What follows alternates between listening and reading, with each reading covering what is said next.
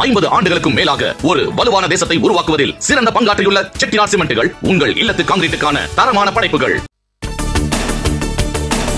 தமிழக சட்டப்பேரவையில் மார்ச் 14ஆம் தேதி பட்ஜெட் தாக்கல். 15ஆம் தேதி வேளாண் பட்ஜெட் தாக்கல் செய்யப்படுகிறது. திருச்சி, பஞ்சப்பூர் மற்றும் மதுரை மாட்டுத்தாவணியில் புதிதாக அமையும் டைடல் பூங்காக்கள். சென்னை தலைமைச் செயலகத்தில் இருந்து காணொலி வாயிலாக அடிக்கல் நாட்டினார் முதலமைச்சர் மு க ஸ்டாலின்.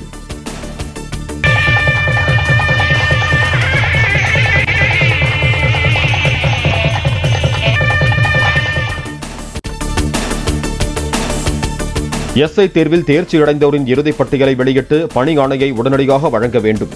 காவல்துறை பணிக்காக காத்திருக்கும் இளைஞர்களின் எதிர்காலம் திமுக அரசுக்கு விளையாட்டாக போய்விட்டதா என்றும் அண்ணாமலை கேள்வி. 2019ஆம் ஆண்டு விக்கிரவாண்டியில் முன்னாள் பிரதமர் ராஜீவ்காந்தியை அவதூறாக பேசிய வழக்கு. விழுப்புரம் நீதிமன்றத்தில் நேரில் ஆஜரானார் நாம் தமிழர் கட்சி தலைமை ஒருங்கிணைப்பாளர் சீமான். தன்னை பற்றி விமர்சிக்க ஓ பன்னீர்செல்வத்திற்கு தகுதியில்லை என அதிமுக முன்னாள் அமைச்சர் உதயகுமார் காட்டம். கட்சி நலனுக்காக பதவியை ராஜினாமா செய்ய EPS உத்தரவிட்டால் அடுத்த நிமிடமே விலக தயார் என்றும் திட்டவட்டம்.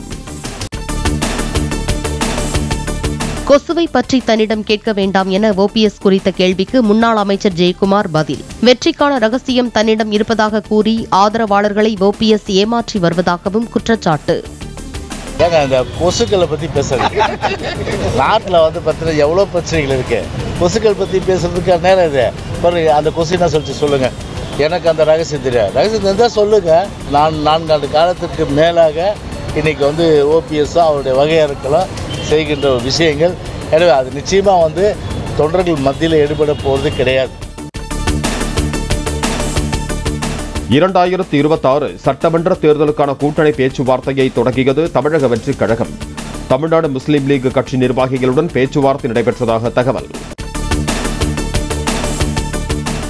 சென்னை பழவந்தாங்கல் ரயில் நிலையத்தில் பெண் காவலரிடம் ஒருவர் பாலியல் அத்துமீறலில் ஈடுபட முயன்ற சம்பவம் எதிரொலி. இரவு 10 மணி முதல் 12 மணி வரை அனைத்து மின்சார ரயில்களிலும் பாதுகாப்பிற்கு கூடுதல் போலீசார் ஏற்பாடு.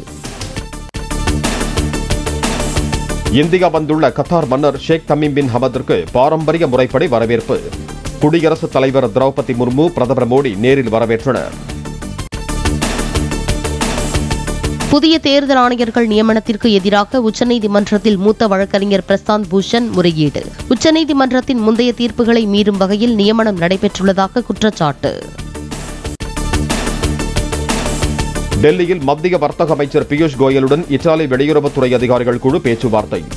விவசாயம், பாதுகாப்பு, விண்வெளி, போக்குவரத்து துறைகளில் ஒத்துழைப்பை மேம்படுத்துவது குறித்து ஆலோசனை. மின்சார வாகன நிறுவனத்திற்கு இந்தியாவில் ஆள் சேர்க்கும் பணிகளை தொடங்கியது டெஸ்லா. அமெரிக்காவில் அண்மையில் பிரதமர் மோடி, எலன் மஸ்க் இடையே சந்திப்பு நடைபெற்ற நிலையில் நடவடிக்கை.